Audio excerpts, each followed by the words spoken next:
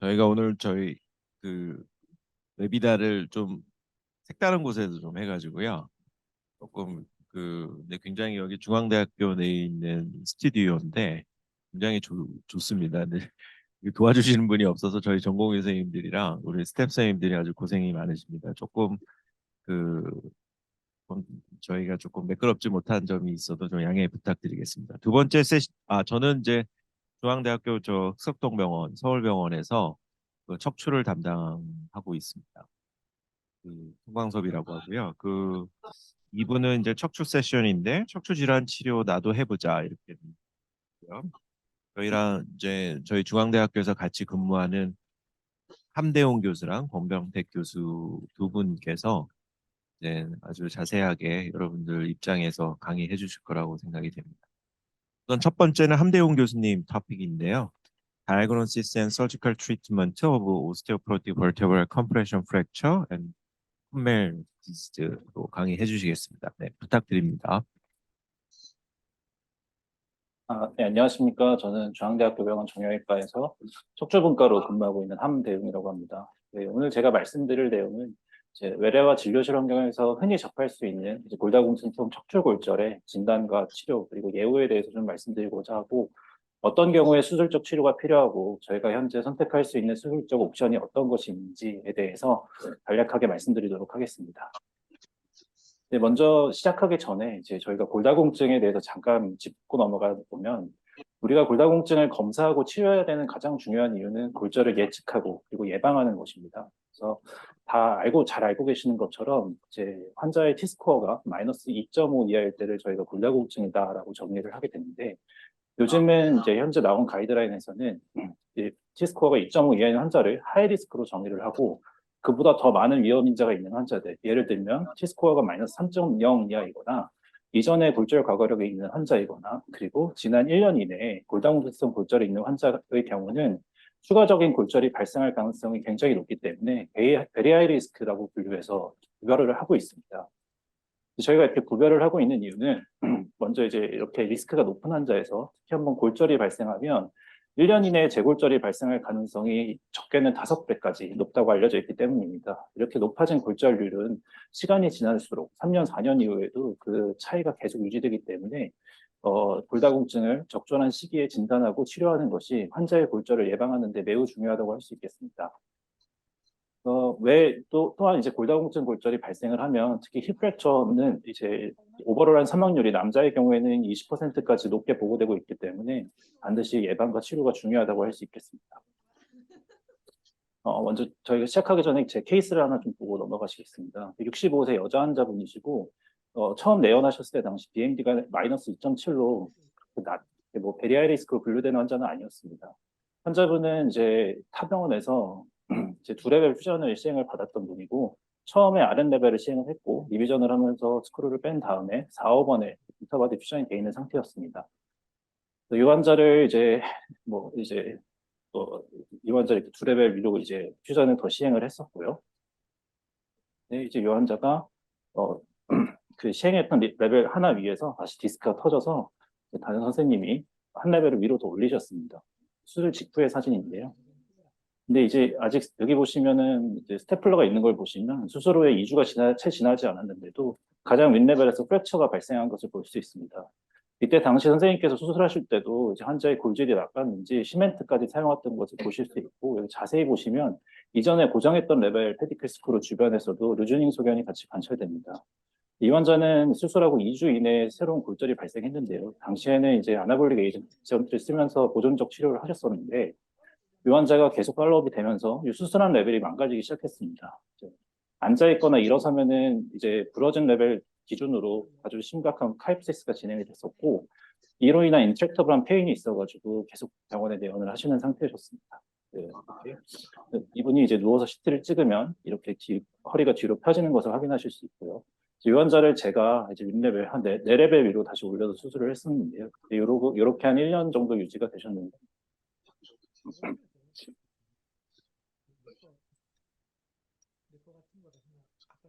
1년 정도 유지가 됐었는데 이 환자가 또 아랫 레벨에서 부러지기 시작했습니다. 가장 아랫 레벨에서 원래 붙어있던 5S 레벨에서 이제 풀크럼이 길어지기 때문에 이 레벨에서 부러졌는데 이 부러질 때 당시에도 특별한 외상력 없이 일상생활 중에 침대에서 일어난 중에 뚝하는 소리와 함께 부러졌다라고 말씀하셨습니다. 그만큼 골다공증이 환자의 예후에 심각하게 영향을 미치는데 따라서 이 환자는 일리아까지 고정을 해서 현재 팔로우업 중에 있고 그래서 오늘 말씀드릴 내용을 다시 한번 말씀드리면 이제 골다공증성 골절은 잘 알고 계시겠지만 이제 골다공증 있는 환자에서 메이저 트라우마가 아닌 마이너 트라우마로 인해서 벌테브라 바디의 모양이 변하는 골절이 생기는 것을 말합니다. 주로 이제 하이트 로스와 와이드닝이 같이 동반이 되고 그렇지만 대부분의 환자들은 시간이 지나면 저절로 낫습니다. 저희가 뭐 특별한 뭐 시술이나 이런 걸 하지 않아도 뼈도 힐링이 되고 그로 인해서 증상도 많이 호전되는 것이 대부분이기 때문에 경과가 비나인한 디지즈로 알고 있습니다. 이 진단은 MRI가 골드 스탠다드입니다. 뭐 T1이나 T2 영상에서 이제 골절부의 프랙처 라인을 따라서 시그널 체인지가 발생하는 것을 확인할 수 있고 T2 서프레션 뷰를 확인하면 조금 더 골절된 부분에 본메로 이데마까지 동반되는 것을 보시면 이제 골다공증 골절을 확진할 수가 있습니다. 다만 이제 저희가 좀 어려운 것은 이제 외래에서 진료를 볼 때 이분이 진짜 골다공증 골절이 있는지 없는지를 확인하기가 좀 어려운 경우가 있는데요. 왜냐하면은 이전에 이 환자에서 보시다시피 윗레벨에서도 요 T12에서도 골절이 있고 아랫레벨 L4, L3에서도 골절이 있는 걸로 보이고 L1도 골절이 있는 것처럼 보입니다. 여기서 이 환자가 과연 리센트한 비나인 프랙처가 있는지 아니면 크로닉 프랙처인지를 사실 엑스레이나 환자의 심턴만 보고 구별하기는 어려운 것이 현실입니다. 이 환자 MRI를 찍어보면은 다른 레벨은 전부 올드 프랙처였고요. L1만 리센트한 비나인 컴프레션 프랙처가 확인되는 환자였습니다. 이처럼 MRI가 이제 골드 스탠다드이지만 한 가지 잊지 말고 알고 계셔야 되는 것을 소개시켜 드리면 이런 이제 엑스레이 상에서 컴프레션 프랙처 양상을 보이는 환자 중에도 이제 패솔로직 프랙처, 이제 튜머의 메타스타시스에 의한 프랙처가 동반되어 있는 경우도 있습니다. 이것은 사실 엑스레이에서 확인하기는 어렵고요. MRI로 보면은 쉽게 알 수가 있는데 일단은 가장 특징적으로 앞서 비나인 프랙처에서 이렇게 프랙처 라인이 보이는 것과 달리 이완된 벌테브라 바디에 전반적인 메로 시그널 체인지가 동반됩니다. 그것이 첫 번째 이제 사인이 될 수 있겠고 두 번째 사인은 아주 특징적으로 그 버테브라 바디의 포스테리어 콜텍스가 컨벡스한 쉐입으로 보잉이 되는 것입니다. D 쉐입이라고 할 수 있겠고요. 이런 경우 이제 MRI 상에서 이런 모양을 보이는 경우에는 인핸스 MRI를 꼭 확인해 보시는 것이 좋겠습니다. 말씀드린 대로 이제 증상이 좀 베이그하고 엑스레이 상에서 리센트 프랙처인지 알기 어렵기 때문에 저희가 히스토리 테이킹이나 클리닉 이제 현재 임상 양상을 자세히 보는 것이 중요합니다. 말씀드린 대로 마이너 트라우마에 의해서 골절이 되는 경우도 있는데 보통 마이너 트라우마의 정의는 키 높이보다 낮은 높이에서 낙상을 의미합니다. 환자의 외상력이 뭐 그렇게 크지 않은데 허리 통증을 호소하신다면 의심해 볼 필요가 있겠고요. 또한 이전에 골절 과거력이 있는 경우에는 프랙처 리스크가 매우 높기 때문에 좀 더 주의 깊게 보셔야겠습니다. 환자의 증상은 비교적 다양하게 나타날 수 있는데 물론 가장 대표적으로 백페인이 있겠지만 가장 눈여겨보셔야 될 것은 모션 페인입니다. 환자가 가만히 있을 때보다 누웠다 일어날 때, 앉았다 일어날 때, 식사하실 때와 같이 허리에 모션이 가해지는 자세에서 통증이 유발된다면 좀 더 주의 깊게 보셔야 되겠고 또한 골절의 위치나 정도가 심하면 뉴럴로직 심텀, 레디에이팅 페인이나 마일로패시 심텀이나 심하면 블레더와 바울 심텀까지 나타날 수 있습니다. 진료실에서 쉽게 할 수 있는 피지컬 examination으로는 흔히 알고 계시는 미드라인 텐더니스 테스트나 퍼쿠션 테스트가 있겠는데요. 이외에도 환자를 움직여 보면서 모션 프로보케이션 테스트를 하는 것도 진단에 큰 도움이 됩니다. 하나 연구를 소개시켜드리면 저희 교실 송광석 교수님께서 발표하셨던 연구인데요. 이제 골다공증 골절을 진단할 때 어떤 것이 진단의 아큐리시와 센시티비티가 높은지를 한번 검사를 해본 것 같습니다. MRI를 골드 스탠다드로 해서 진단 여부를 판단을 하였고 미드라인 텐더니스 테스트와 엑스레이 그리고 다양한 누워있을 때 시행하는 이제 모션 테스트와 앉아있을 때 시행하는 모션 테스트, 서있을 때 시행하는 모션 테스트 중에 어떤 것이 가장 아큐리시가 높은지를 보았는데 엑스레이나 미드라인 텐더니스에 비해서 수파인 자세에서 플렉션 밴딩을 시켜보는 것이 센시티비티와 아큐리시가 엑스레이보다도 더 높은 것을 확인할 수 있습니다. 따라서 고령의 환자가 이제 마이너한 트라우마 히스토리가 있고 만약에 없더라도 아큐트한 백페인이 있는 환자분이 내원을 하신다면 환자를 한번 누핑 상태에서 밴딩을 시켜보는 것이 진단에 큰 도움이 될 수 있겠습니다. 치료는 뭐 이제 여러 가지를 저희가 고려해 볼 수 있겠는데요. 이제 사실 이제 비나인 오스티오포로틱 프랙처는 어, 경과가 비교적 양호합니다. 한 60% 환자에서 3개월 이내에 통증이 임프루브 되는 것을 보실 수 있고, 또 엑스레이나 이제 영상을 팔로우하다 보면 6개월 이후에는 어느 정도 뼈가 유니언 되는 것도 확인하실 수 있습니다. 네, 그러기 위해서는 적절한 페인 컨트롤이 초기에 중요하겠고, 브레이스도 분명히 도움이 됩니다. 레벨에 따라서 LSO나 TLSO를 착용해 보실 수 있겠고, 또한 반드시 골다공증 검사를 하고, 골다공증 치료를 반드시 같이 하셔야 되고, 환자의 리스크를 평가해서 추가 골절 가능성이 높다면 아나볼릭 에이전트를 고려해 보시는 것도 좋겠습니다. 이러한 컨저베이티브 트리트먼트가 만약에 시행을 해도 환자가 페인이 조절이 되지 않거나 뉴로로직 심텀이 동반되는 경우에는 저희가 어떤 인터벤션을 하게 되는데요. 대표적으로 시멘트 인젝션을 하는 버테브로플라스티나 카이포플라스티가 있겠고 또는 수술적 치료가 필요한 경우도 있겠습니다. 이제 컨저브를 한 경우를 좀 보여드리면 이니셜 MRI에서 에런 컴프레션 프랙처가 관찰되는 환자였습니다. 프랙처 레벨에서 약간 이제 그 뉴럴 컴프레시브 리전이 관찰이 되지만 환자분은 뉴럴로직 심텀은 없었기 때문에 보조개를 채우고 이제 치료를 컨저브를 하기로 했던 환자였고요. 스탠딩을 시켰을 때 찍은 엑스레이와 모션을 주고 찍은 엑스레이 상에서도 버테브럴 바디의 높이 차이가 크지 않기 때문에 조금 더 컨저브를 하기로 마음을 먹었던 환자입니다. 이 환자는 그 팔로우 5주째에는 큰 변화는 없었는데 2달 이후에는 확실히 좀 콘솔리데이션이 되는 것도 엑스레이에서 확인할 수 있었고 환자의 증상 역시 팔로우하고 한 3, 4개월 이후에는 통증이 거의 없는 정도로 생활하실 수 있는 것 확인할 수 있었습니다. 또한 이 환자는 BMD가 낮았기 때문에 그 BMD가 낮았던 것 이외에도 다른 골다공증 골절의 위험력이 있었기 때문에 저희 이제 아나볼릭 에이전트로 같이 치료를 했던 환자분이었습니다. 이제 저희가 많이 이제 임상에서 접하게 되는 버테브로플라스티에 대해서 좀 말씀을 드리도록 하겠습니다. 이제 케이스를 좀 보여드리면 이 환자 같은 경우는 이제 스탠딩 했을 때 그리고 눕혔을 때 버테브럴 바디 높이 차이가 좀 있었던 환자입니다. MRI 상에서도 부러진 이완된 인덱스 버테브라에 이제 클래프트가 조금 이제 안에 백큐ම් 클래프트가 좀 형성되는 것을 보실 수 있으시겠고 따라서 저희가 VP를 시행을 했습니다. 팔로우를 했을 때 확실히 조금 더 컴프레션 되는 것을 콜랩스 되는 것을 확인할 수 있었지만 임상적 경과는 좋았던 환자입니다.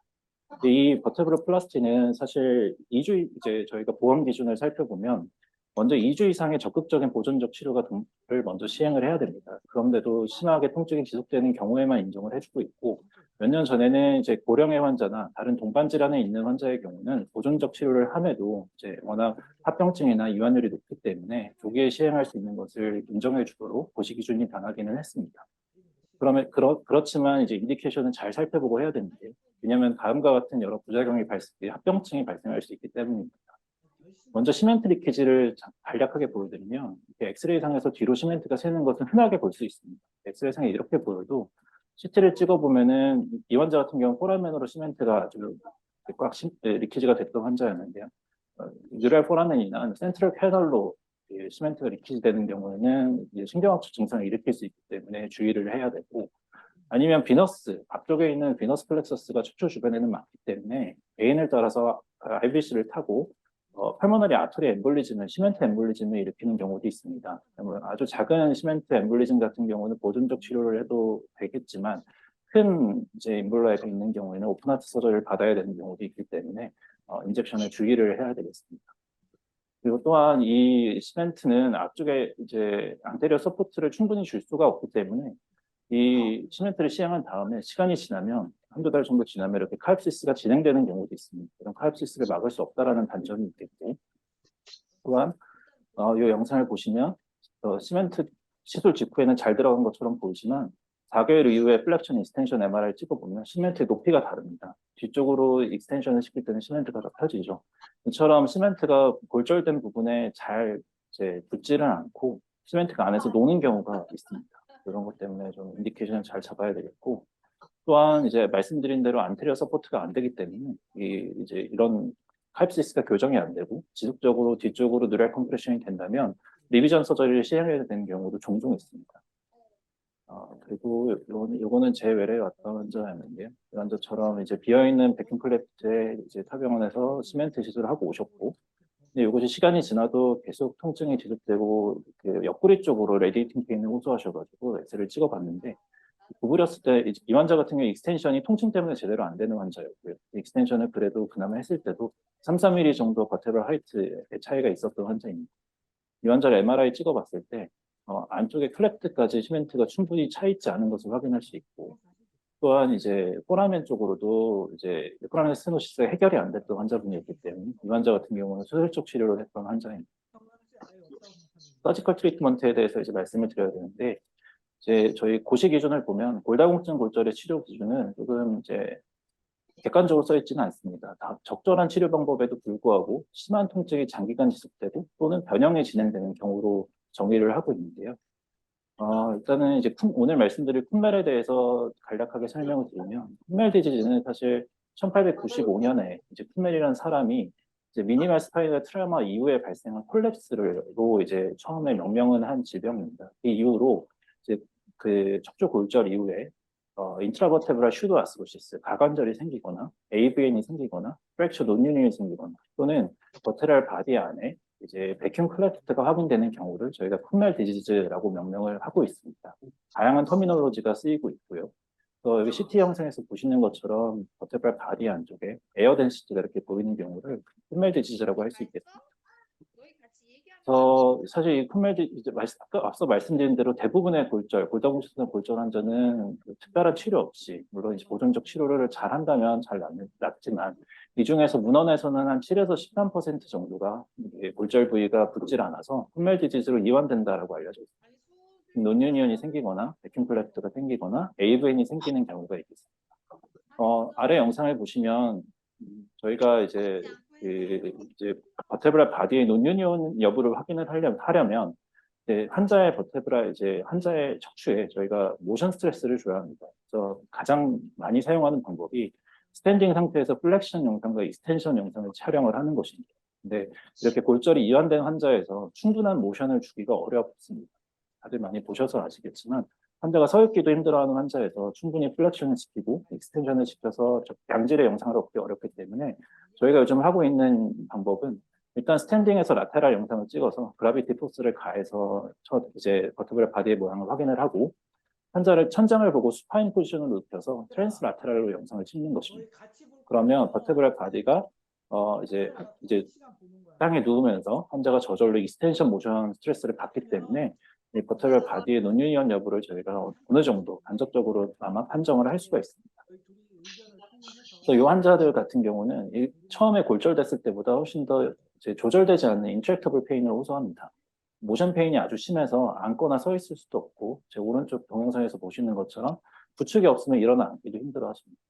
거의 앉아있기도 힘들어하시는 것들을 많이 보여주시고요. 이 환자의 엑스레이인데요. 이제 스탠딩 라테랄과 스파인 라테랄을 보시면 높이 차이가 거의 2배 정도 나는 것을 보실 수 있습니다. 이렇게 진단에 좀 도움이 되는 영상 방법이고요. 또한 이제 이 환자의 이완된 쿤멜 디지의 정도에 따라서 뉴럴로직 심텀이 또한 나타날 수가 있는데요. 이것은 사실 이완된 척추의 분절이 미드소라식인지 아니면 또 TL 정션인지 로어 럼바 레벨인지에 따라서 증상이 좀 다양하게 나타나게 됩니다. 케이스를 보면서 좀 말씀드리면 좋을 것 같습니다. 73세 여자 환자분이시고 9개월 전에 골절이 발생을 하셨는데 뭐 전혀 걷지 못하고 하지에 모터 위크니스까지 발생하셔서 내원하셨습니다. 보시다시피 메런 레벨에서 뒤쪽으로 이제 벌징된 프래그먼트를 볼 수 있고 그 레벨에서 이제 코너스 메듈라리스 레벨에서 컴프레션 리전이 확인되는 것을 보실 수 있습니다. 이 환자의 경우는 움직이면은 당연히 이쪽에 컴프레션이 심해지기 때문에 증상이 심해지는 양상을 보였었고요. 이 환자는 이제 이런 양상으로도 증상이 나타날 수 있다는 것을 보여주기 위해 좀 준비를 했는데요. 엘트 컴프레션 프랙처 환자였고 클로피도그레를 먹고 계셨던 환자분이었습니다. 네. 수상 이후에 양하지로 전체적으로 레디팅 페인이 심하게 호소하셨고 힙플렉서가 그레이드 3로 떨어진 양상을 보셔서 오셨는데 영상만 보면은 뭐 엘트에 프랙처가 있겠구나 싶지만 이번 MRI 찍으면 뒤쪽으로 에피듈 헤마토마가 쫙 차 있는 것을 보실 수 있습니다. 또 임상 경험이 길지는 않지만 이렇게 에피듈 헤마토마가 돼서 오시는 분들은 한 2-3케이스 정도 만났었는데요. 이처럼 골절이 이런 다양한 증상으로 나타날 수 있다는 것을 좀 알고 계시면 좋을 것 같습니다. 이 환자 같은 경우는 수술로 에피듈 헤마토마를 제거를 했었습니다. 헤마토마가 보이고요. 라미넥토미를 하고 헤마토마 이리게이션을 한 다음에 수술을 마쳤던 환자분입니다.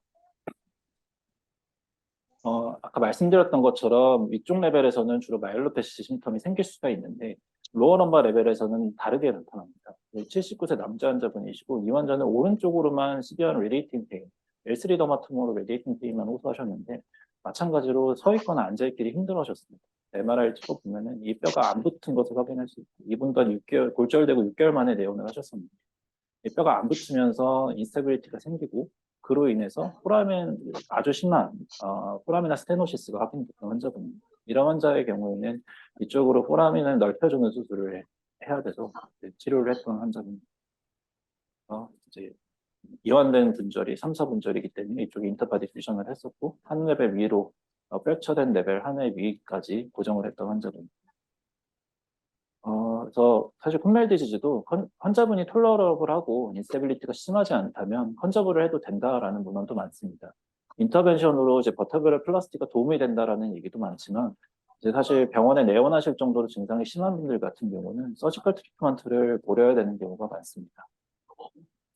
그래서 저희가 서지컬 트리트먼트를 고려할 때 이제 아까 보여드렸던 환자분인데요. L1에 골절된 이후로 뼈가 안 붙었고 신경학적 증상이 있고 T스코어가 마이너스 4.1에 COPD도 동반된 고령의 환자분입니다. 이럴 때 저희가 수술적 치료를 플랜을 세울 때 굉장히 고민을 많이 하게 되는데 저희가 고려해야 될 점을 몇 가지 고려하고 있는 점을 간략하게 말씀드리면 일단 디컴프레션이 필요한지 그 라미넥토미나 코펙토미가 필요한지 아니면 고정만 해도 되는지가 먼저 고민이 되겠고 버테브랄 바디 인스테빌리티가 심한지 그래서 안테리어 서포트가 반드시 필요한지도 또한 고민을 해야 됩니다. 골다공증의 정도가 얼마나 심한지를 또 생각을 해야 퓨전 레벨도 정하는 데 도움이 될 수 있겠고 이외에 다른 질병이나 환자의 전신 이완 상태, 수술 이전에, 골절 이전에 얼마나 활동했는지도 수술 플랜을 결정하는 데 영향을 미치게 됩니다. 그래서 저희의 수술의 목적은 디컴프레션을 적절하게 하고 안테리어 서포트를 해주면서 버테브랄 컬럼의 안테리어 쪽을 서포트 해주면서 픽세이션을 펌하게 하는 것이 되겠고 현재 저희가 사용할 수 있는 옵션은 이 정도입니다. 일단은 앞쪽으로 그 프랙처된 바디를 코벡토미를 시행하고 고정을 해주는 것인데요. 레벨에 따라 다르지만 안테리어 포스테리어로 두 차례 나눠서 세컨드 스테이지로 콤바인 서저리를 할 수도 있고 이제 토라식 레벨 같은 경우는 뒤쪽에서만 루트를 자르고 포스리어 벌테브랄 컬럼날 리섹션을 할 수도 있습니다. 포스리어로만 코벡토미를 시행을 할 수도 있고요. 그렇지 않고 앞쪽을 안 건드리고 포스리어 디컴프레션을 하고 부러진 레벨에는 버테브로 플라스트로 시멘트를 채운 다음에 레벨을 길게 잡는 경우도 있습니다. 앞쪽에서 출혈 이제 코펙토미를 할 때 출혈이 이 환자에게 너무 부담이 된다고 생각하면 이런 방법도 사용을 하게 되겠고요. 저희 교실에서뿐만 아니고 요즘에 많이 좀 사용하고 있는 방법은 페디클을 통해서 안테리어 서포트를 하는 방법인데 이 방법에 대해서 좀 보여드리도록 하겠습니다. 이 사진은 아까 말씀드린 안테리어 포스테리어 코펙토미라는 사진이고요. 이건 PVCR을 했던 사진입니다. 그리고 이거는 이제 VP를 하고 버터블 플라스틱을 하고 롱레벨 픽세이션을 했던 방법입니다. 이 방법들이 사실 이제 롱레벨 픽세이션을 하면은 이제 펌하게 고정을 한다고 좋은 것이 아니고 환자의 이제 버테브랄 컬럼이 워낙 약하기 때문에 페일리어가 되는 경우도 많습니다. 저희가 몇 년 전부터 저희 교실에서 했던 방법은 부러진 버테브랄 바디에 이제 인터버테브랄 이제 퓨전에 사용되는 케이지를 넣는 방법입니다. 페디클을 따라서 넣는 방법인데 이것을 저희가 트랜스페디큘라 인터버테브랄 케이지 어그멘테이션 TPCA라고 이야기하고 있습니다. 이 방법은 이제 흔히 이제 페디클 서브스트랙션 오스테오토미를 할 때처럼 페디클을 치고 그 길을 따라서 케이지를 넣는 방법입니다. 실제로 해보면 생각보다 뭐 출혈량도 크지 않고 테크닉적으로 어려운 수술은 아니기 때문에 저도 요즘 많이 하고 있는 방법이고요. 이 사진에서 보시다시피 처음에는 이제 피크 케이지를 넣고 위아래 레벨에 고정하는 방법을 사용을 했었습니다. 고정을 했는데 근데 다만 이 피크 케이지를 넣으면 환자의 버테브랄 바디의 높이를 원하는 높이만큼 리스토레이션 할 수 있는 만큼의 큰 케이지를 넣기가 어렵다는 단점이 있어서 최근에는 저희가 익스텐더블 케이지를 사용을 하고 있습니다. 케이스를 좀 보여드리면 73세 여자 환자분이시고 오래된 골절 이후에 발생한 백페인과 하지 위압감으로 주로 내원을 하셨습니다. 보시면 이제 스탠딩 라테랄 그리고 수파인 트랜스 라테랄 엑스를 보시면 버테브랄 바디 인스테빌리티가 있는 것을 확인할 수 있고 CT를 보셔도 쉽게 확인할 수 있습니다. 스탠딩 엑스레이와 CT를 비교해도 버테브랄 바디 높이 차이가 있는 것을 보면 아, 이 환자는 인트라버테브럴 인스테빌리티가 있겠구나라고 생각하실 수가 있겠고, 이 인스테빌리티가 심했고 환자의 뉴럴로직 심텀과 백페인이 심했기 때문에 이 안테리어 서포트가 꼭 필요하다고 생각됐던 환자분이었어요. 이 환자를 이제 뭐 티피카 이쪽에 케이지를 넣어서 치료를 해야 되겠다 생각을 했었고요. 보여드린 방법처럼 이제 케이지 트라이얼을 이용해서 시리얼하게 다일레이션을 시행을 하고, 지금 보시는 케이지가 익스펜션 되기 전 케이지인데, 이렇게 원하는 위치에 삽입을 한 다음에 뒤에서 스크루를 돌리면 이렇게 케이지 높이가 점점 올라가서 고정이 되게 됩니다. 마지막에는 이렇게 펌하게 고정이 되는 것을 확인할 수 있고요. 수술 영상을 잠시 보시면 이 페디클을 따라서 넣는 건데요. 페디클 구멍을 와이딩을 하고 그다음에 케이지 트라이를 넣어서 이제 페디클을 따라서 앞쪽으로 케이지를 삽입할 공간을 만드는 케이지를 넣는 장면이고요. 여기를 따라서 케이지를 넣으면 이렇게 익스펜션된 케이지가 뻔하게 픽세이션이 됩니다. 그래서 이렇게 영상을 보시면 이렇게 팔로우업을 할 수 있었고요. 12mm를 넣어서 14mm까지 익스텐션 했다는 얘기입니다. 마지막 슬라이드입니다. 그래서 지금까지 말씀드린 대로 이제 골다공증 골절은 사실 대부분 비나인 코스를 겪기 때문에 환자분들 잘 치료가 됩니다. 그렇지만 한 10% 정도 환자분에서는 아주 카타스트로픽한 코스를 가는 경우가 많기 때문에 진단과 치료가 아주 중요하다고 할 수 있겠습니다. 그리고 오늘은 자세히 말씀을 드리지 못했지만 골다공증 치료에 대해서 관심을 좀 가지시는 것이 환자의 예후를 좋게 하는데 충분한 도움이 되겠고요. 벌테브라 플라스티도 아주 좋은 시술이지만 이것이 항상 정답이 되는 것은 아니기 때문에 수술을 하시기 전에 인디케이션이 적절한지 한 번 더 고민해 보시는 것이 좋을 것 같습니다. 또한 수술적 치료를 결정을 할 때는 여러 가지를 고려하셔야 되기 때문에 오늘 말씀드린 것들을 조금 생각해 보시면 좋을 것 같습니다. 경청해 주셔서 감사드립니다.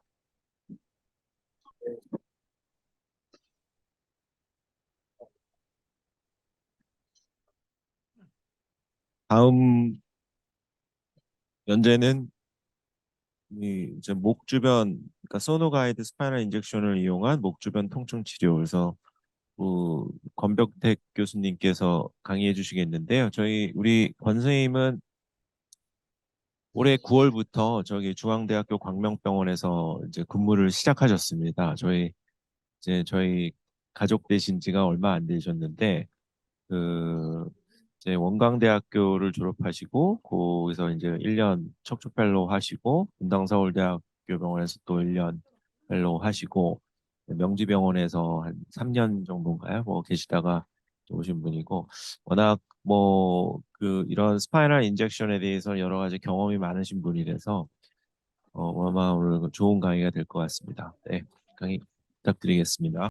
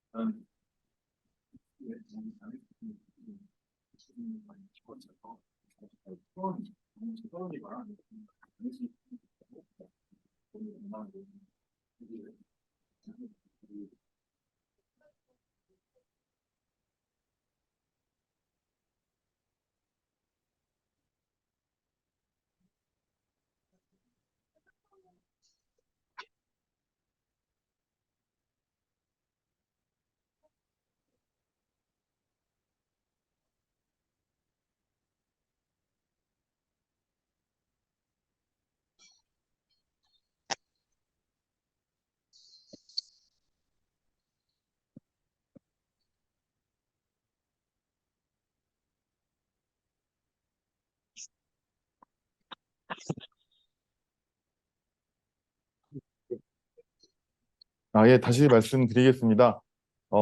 플루로스코피를 이용한 서비컬 인젝션은 다양한 경추 질환에 의한 통증을 조절하는 치료적 기준 중에 하나로 널리 사용되고 있습니다.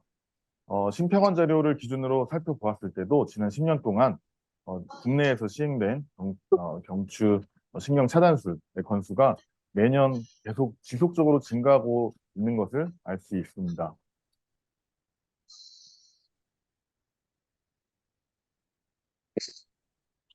그렇지만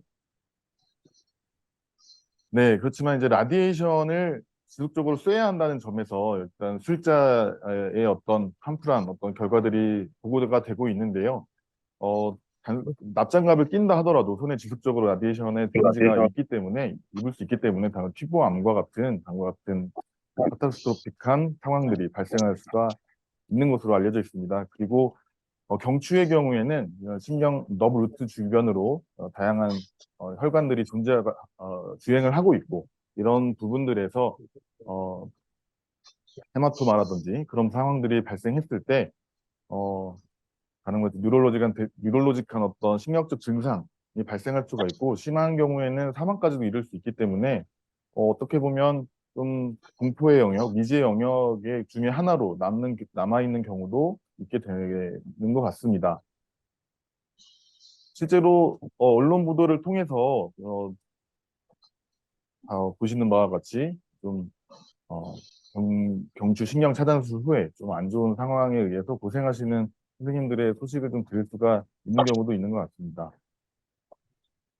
초음파의 경우에는 실시간으로 영상을 확인할 수가 있고 연부 조직을 좋은 퀄리티로 확인을 할 수가 있기 때문에 여러 가지 너브나 혈관들을 실시간으로 확인을 하면서 어떤 술기를 할 수 있기 때문에 그런 면에서 장점이 있는 것 같습니다. 그래서 다른 관절의 경우에는 영상학적인 진단을 위해서 초음파가 활용된다면 척추 영역에서는 술기를 위한 보조요법으로 사용되는 경우가 많은데요. 그 술기 이후에 통증 완화, 통증 경감의 정도가 진단의 어떤 힌트나 기준으로 사용될 수도 있기 때문에 어떻게 보면 진단 도구다라고도 생각할 수 있겠습니다. 이번 발표에는 다음과 같은 술기들을 한번 살펴보고자 합니다.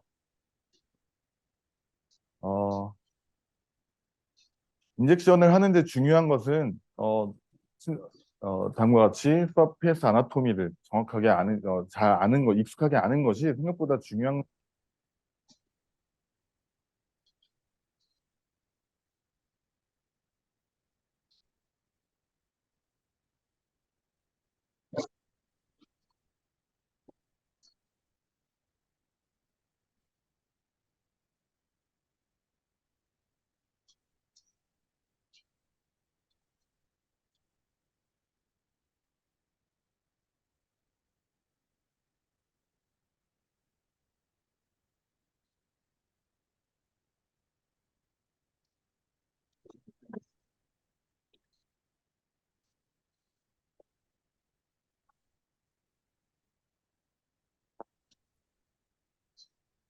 예, 마이크에 문제가 잠시 있었습니다. 안테리어 넥 레전의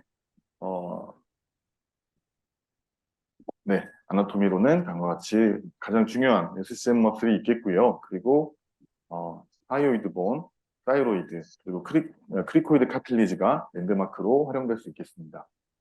레터럴 넥 내전에서는 SCM 레터럴 머슬뿐만 아니라 마스토이드 프로세스, 그리고 같이 아티큘러 필러들이 랜드마크가 되겠는데 마스토이드 프로세스 아래에서 만져지는 뼈가 C1의 스피너스 프로세스가 되겠고, 그리고 트라페지우스의 안테리어 보더 끝에 만져지는 것이 C7, 네, C7의 스피너스 프로세스이기 때문에 이 점을 유의해서 아나토미를 유추해 볼 수 있겠습니다. 그래서 실제로 구조물에 초음파 프로브를 갖다 댔을 때 보이는 영상들입니다. 미드라인에 갖다 댔을 때는 다음과 같이 스피너스 프로세스를 확인할 수가 있겠고요. 그리고 좀 더 레터럴로 프로브를 이동했을 때는 라미나, 지붕 모양의 층판인 라미나를 확인할 수가 있습니다.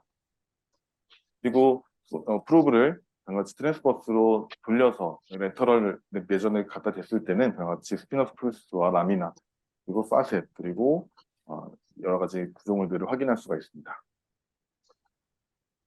그래서 롱기튜디널로 프로브를 마스토이드에 갖다 댔을 때 다음과 같이 C1의 레터럴 매스를 확인할 수가 있겠고요. 그리고 좀 더 아래로 내려가게 되면 다음과 같은 모양의 필러의 모양을 확인할 수 있는데 여기 이렇게 갈라져 있는 부분이 파셋 조인트가 되겠고 움푹 파여 있는 부분이 메디알 브랜치 블락의 타겟이 되기 때문에 이 점을 이런 부분들을 확인할 수가 있겠습니다. 그리고 안테리어의 트랜스버스로 프로브를 갖다 댔을 때 트라키아를 확인할 수가 있겠고요.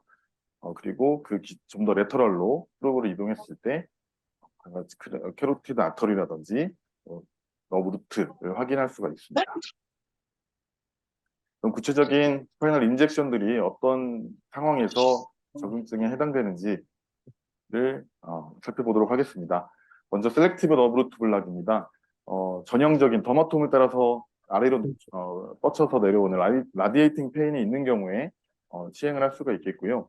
그리고 드물지만 라디큘러 패시에 의해서 스카플라리전에 통증이 발생을 할 수가 있는 것으로 알려져 있습니다. 그 이유는 서비컬 너브 루트에서 분지되는 큐타니어스 너브가 스캐플라의 보더를 주행하기 때문인데요. 이럴 수도 있다, 이럴 가능성도 있다라는 것을 염두에 두면서 치료를 하신다면 도움이 될 수도 있을 것 같습니다. 일단 너브 루트 블락을 한다는 것은 특정 너브 루트를 특정해서 술기를 진행하는 것이기 때문에 지금 보이는 루트가 몇 번 루트인지를 확인하는 것이 중요할 텐데요. 그때 가장 중요하게 확인을 해야 되는 랜드마크가 포스테리어와 엔테리어의 튜버클이 되겠습니다.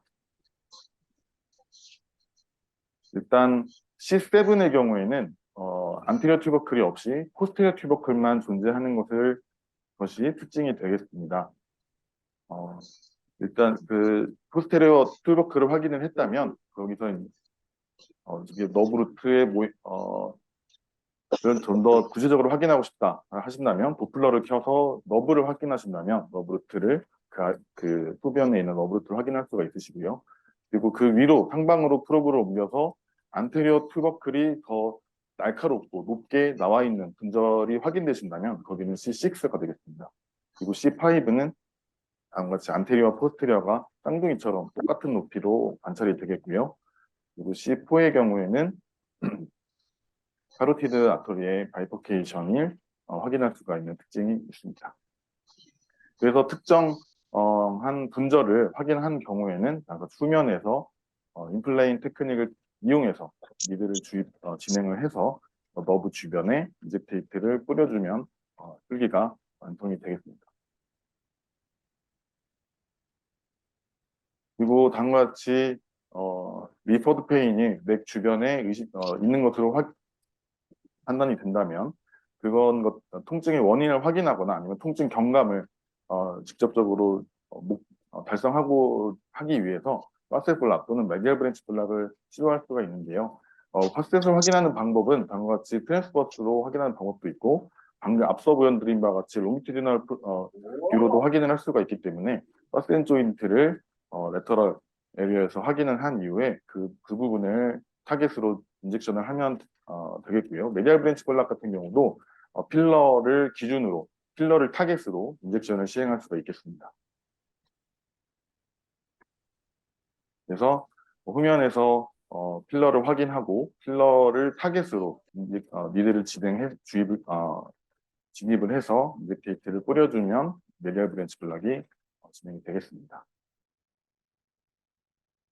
그리고 경추성 두통, 그레이트 오시피탈 너브의 압박에 의한 경추성 두통을 조절하기 위해서도 블락이 이용될 수가 있는데요.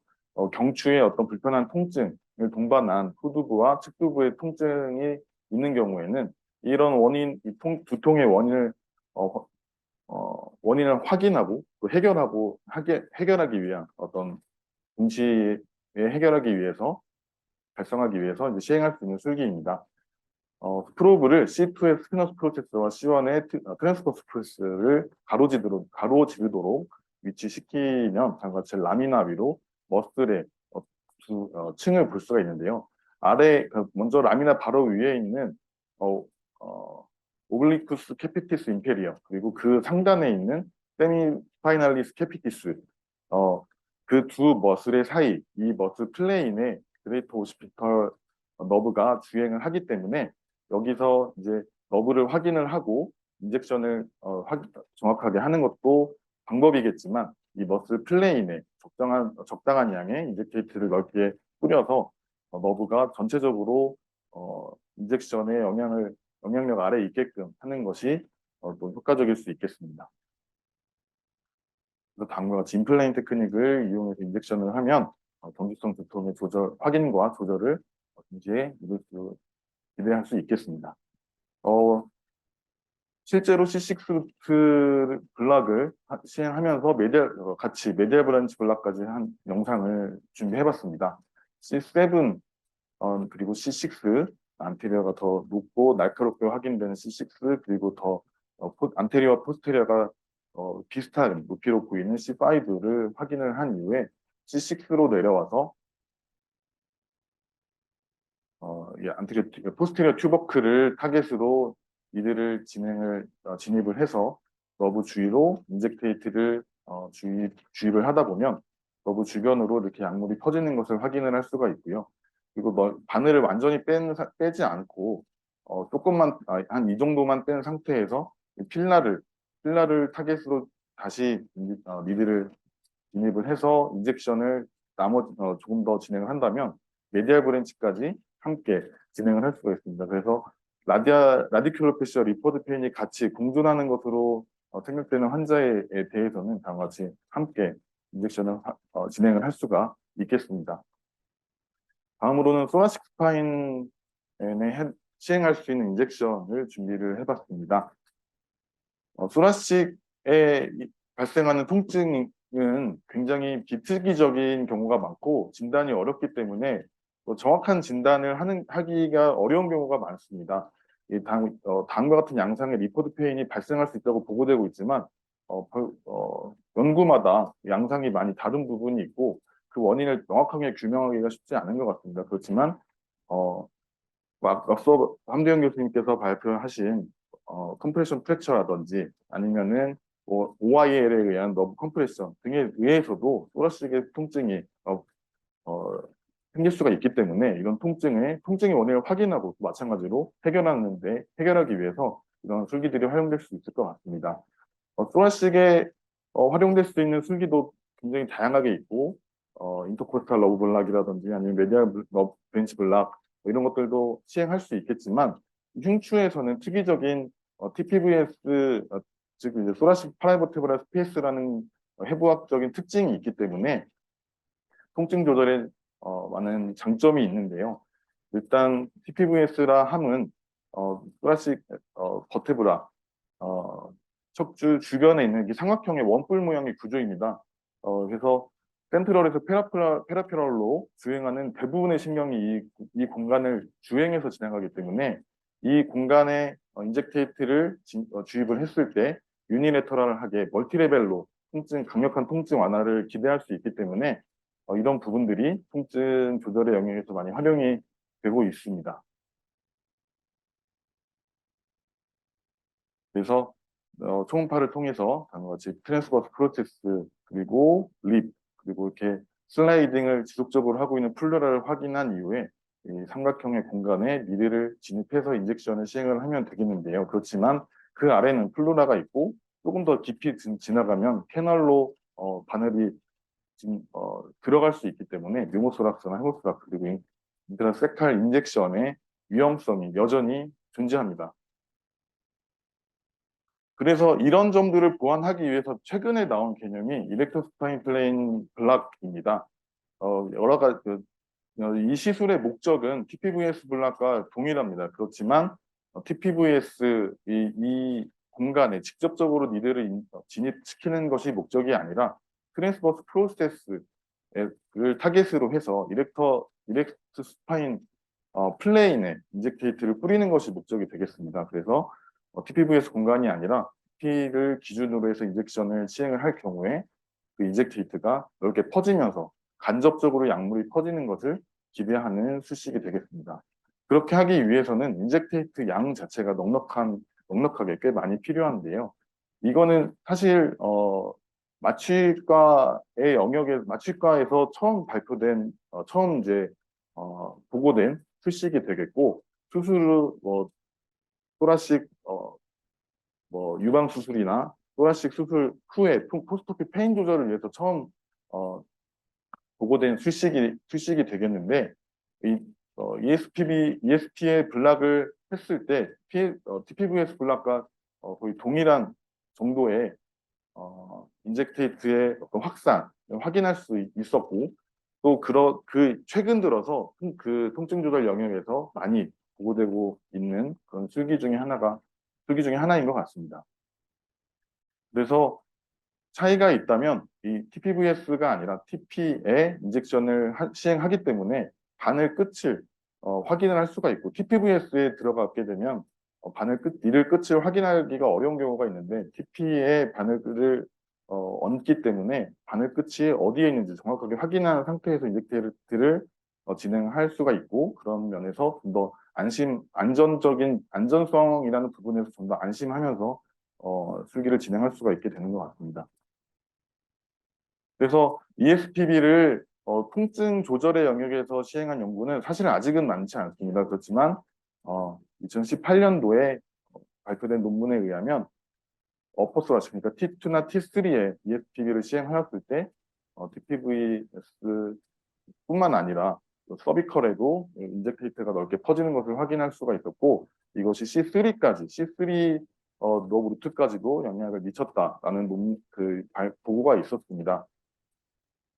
이 영상은 어퍼스라식은 아닙니다. T11의 컴프레션 프랙처 통증 조절을 위해서 진행을 한 술기이고요. TP를 기준으로 니들이 지금 잘 보이지는 않지만 니들이 이렇게 이제 진행을 하는 것을 모션을 통해서 니들을 확인하면서 TP에 이제 위치를 시킨 다음에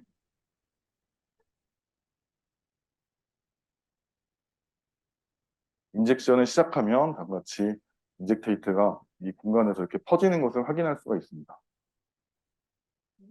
프루브를 롱기튜디널로 돌려서 확인을 하게 되면 여기가 지금 플루랄 레벨이 되겠고요. 이쪽이 트랜스포트 프로세스이 이제 주행하는 공간이고 이쪽이 이제 TPVS 공간인데 약물이 퍼지면서 이 공간에 인젝테이트가 조금씩 내려오는 것을 확인할 수가 있습니다. 그리고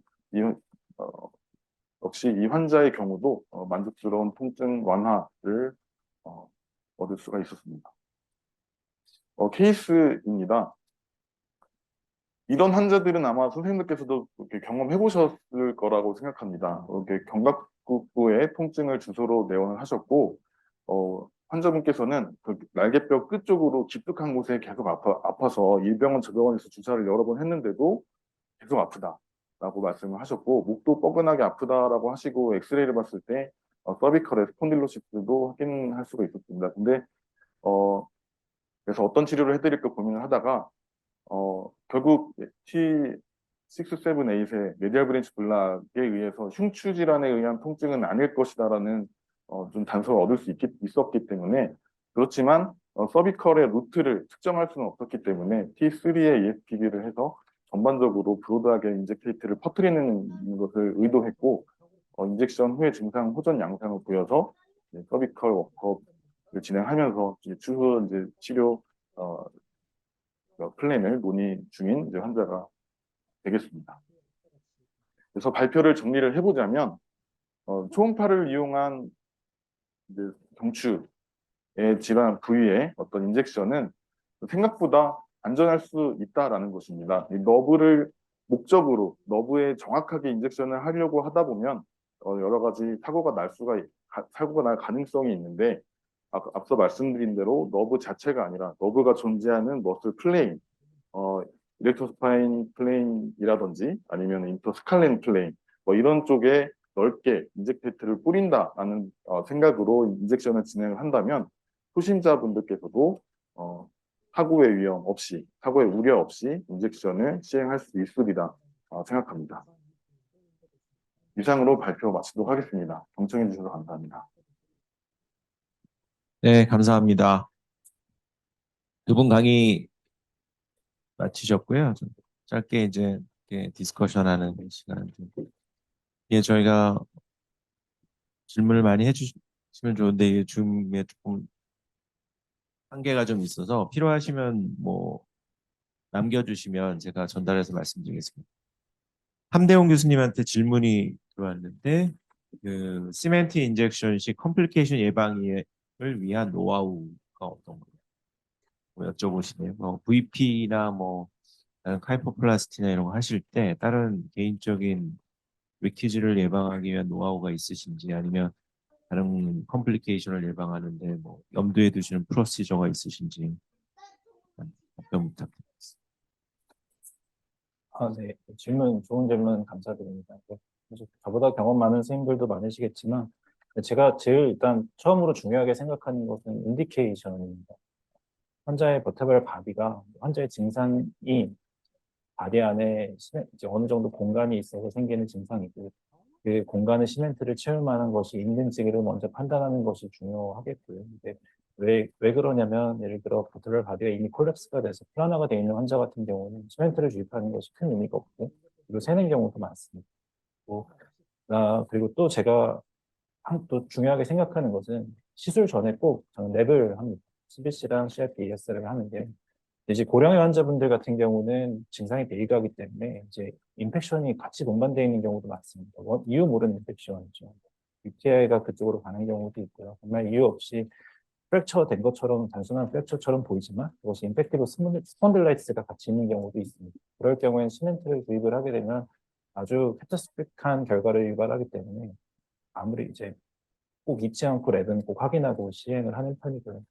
그리고 이제 다음으로 말씀드릴 거는 시멘트를 언제 인젝을 하냐, 시멘트를 섞고 나서 언제 하냐가 제일, 그것도 사실 이제 디베이트 할 것이 굉장히 많은데, 앞서 간단하게 말씀드렸지만, 시멘트를 너무 늦게 넣으면 이 시멘트가 부러진 바디 안으로 제대로 디지타이제이션이 안 됩니다. 그러니까 이제 포로스 스트럭처에 따라서 시멘트가 잘 퍼져야 되는데, 너무 단단하면은 시멘트가 들어가서 그냥 안으로 누르기 때문에 너무 늦게 주입을 하면 안 되고요. 그렇다고 또 너무 빨리 주입을 하면은 뒤쪽으로 새거나 베인을 따라서 새는 경우도 자주 목격을 하게 됩니다. 그래서 적당한 때를 해야 되는데, 이게 아마 선생님들마다 다 노하우가 다르시겠지만, 저는 어떻게 하냐면, 저는 주로 카이포플라스틱 니들을 이용해서 시멘트를 인젝을 하는데, 그 니들 푸셔를 눌러봤을 때 압력이 어느 정도 느껴지고 푸셔가 뒤로 조금 밀린다면 그때가 좀 적절할 때라고 생각을 해서 인젝을 하고 있습니다. 그리고 밀었을 때 앞으로 튀어나온 시멘트가 아래로 흐르지 않고 어느 정도 이제 각도가 유지되는 정도의 경도가 느껴진다면, 그 정도면은 이제 넣어도 되겠다 생각해서 시멘트를 넣고 있고요. 그리고 마지막으로 하나 더 말씀드릴 만한 것은, 할 거면 충분히 넣어야 된다고 생각합니다.